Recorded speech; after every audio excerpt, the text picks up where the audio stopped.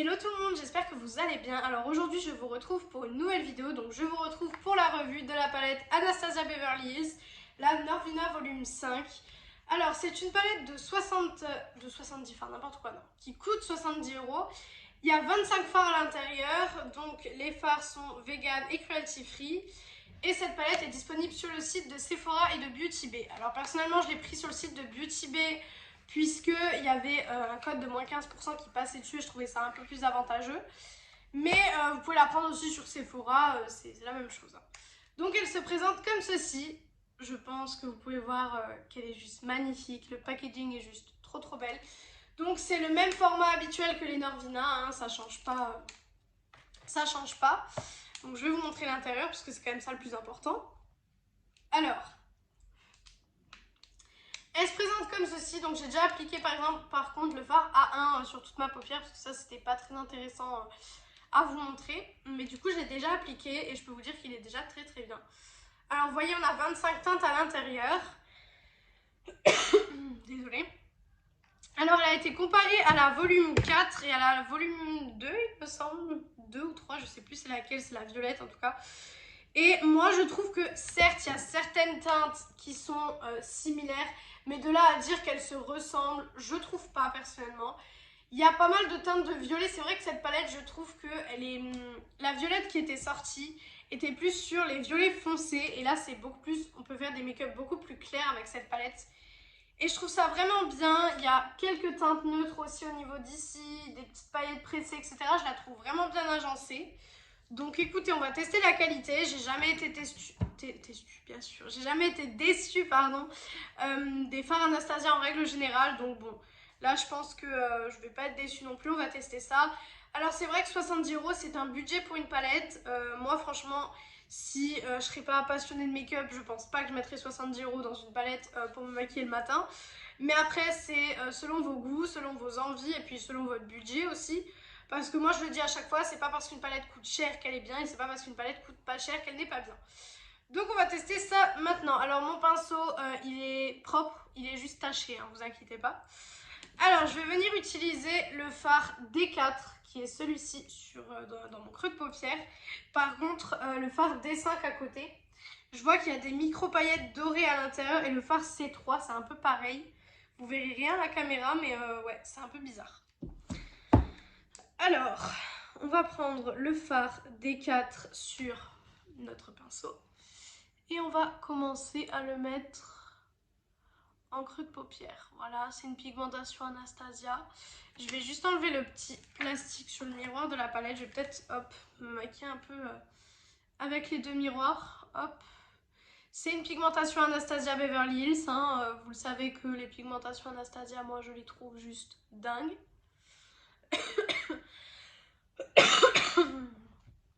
Alors j'ai une toux depuis 4 semaines. Je sais pas ce qui se passe. Ça fait 4 semaines, je fais que de tousser, donc désolée. Mais à chaque fois, si je vous coupe en fait à chaque fois où je tousse, on va pas s'en sortir. Hop, je remonte à chaque fois, mais comme je le dis tout le temps, si vous n'avez pas les paupières tombantes, ça ne sert à rien de remonter. Moi c'est vraiment parce que j'ai les paupières tombantes et quand je vous regarde après on voit plus rien. Hop, on va faire pareil de l'autre côté. Franchement là j'ai rien à dire, c'est une formulation de fard mat comme d'habitude chez Anastasia. C'est peut-être un peu moins pigmenté que d'habitude, mais franchement sinon j'ai rien de spécial à dire. Niveau chute, je pense que vous pouvez voir j'ai un peu de chute du blanc, mais sinon j'ai pas réellement de chute du violet pour le moment, donc ça c'est nickel. Après franchement je vous l'ai dit, hein, les palettes Anastasia c'est vraiment... ça fait vraiment partie de mes palettes préférées, donc je suis jamais déçue en règle générale. Hop. Voilà, je mets du violet un peu partout dans mon creux de paupière. Hop, voilà. Maintenant, je vais venir estomper les bords avec la teinte B3, qui est celle-ci, qui est un petit peu plus claire que ce que je viens d'appliquer.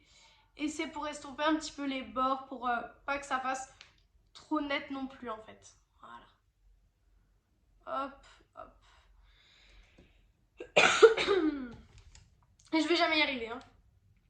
Ensuite, je vais venir prendre le fard E3 qui est ici. C'est des paillettes un petit peu rose et violette. Je vais venir déjà essayer au pinceau, malgré que je pense pas qu'au pinceau ça va réellement s'appliquer correctement, mais on va essayer. Oh, attendez, je suis peut-être mauvaise langue. Ça s'applique mais moins bien qu'au doigt, donc je vais le faire au doigt. Vous savez que moi ce genre de fard, regardez les reflets. Moi vous savez que ce genre de fard je les applique au doigt parce que je trouve... Ah oui, oui, il est magnifique. Parce que je trouve que la pigmentation au doigt est juste dingue pour ce genre de fard. Franchement c'est juste... Voilà, franchement. Après c'est vrai qu'avec une palette grande comme ça, vous faire un make-up, ça vous montre pas toutes les teintes de la palette forcément parce que déjà je peux pas utiliser 25 teintes sur ma paupière. Et puis moi vous savez qu'en général je fais pas des make-up avec 36 couleurs etc. C'est pas trop... Voilà, ça m'arrive mais c'est pas trop ce que je fais. Puis là on est en semaine etc. Bon malgré que vous savez que je m'en fiche de sortir avec des make-up hyper travaillés la semaine, hein, je m'en fiche. Mais je veux dire c'est vrai que là j'avais vraiment envie de tester le fard E3 parce que j'ai entendu que du bien sur ce fard. Et franchement, je pense que vous pouvez voir à quel point il est magnifique. Je vais venir nettoyer mon doigt. Et donc avec le même pinceau que tout à l'heure, je vais venir tout simplement dégrader en fait les paillettes, tout simplement. Hop, voilà. Je vais déjà venir enlever les chutes que j'ai parce que comme vous pouvez le voir, j'ai quelques petites chutes. Franchement, rien d'impressionnant, hein. Moi, je vois pas...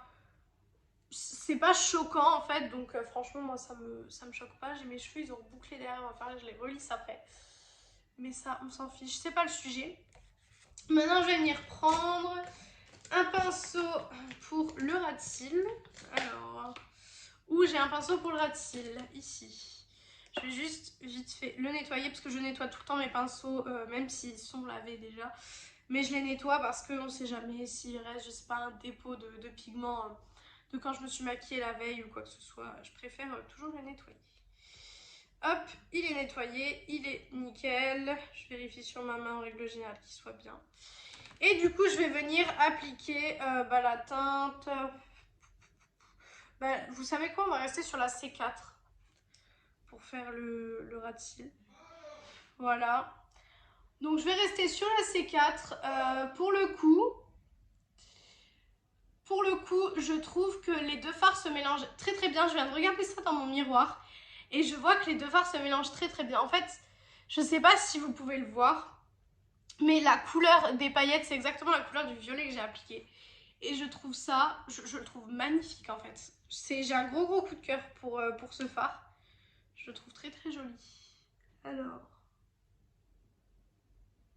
Hop. Donc je fais mon ras de cils comme d'habitude, hein. Il n'y a pas de nouveauté. Alors oui, aujourd'hui j'utilise le miroir de la palette parce que c'est, figurez-vous que c'est aussi, pardon, c'est aussi important d'utiliser des... Je vais jamais y arriver.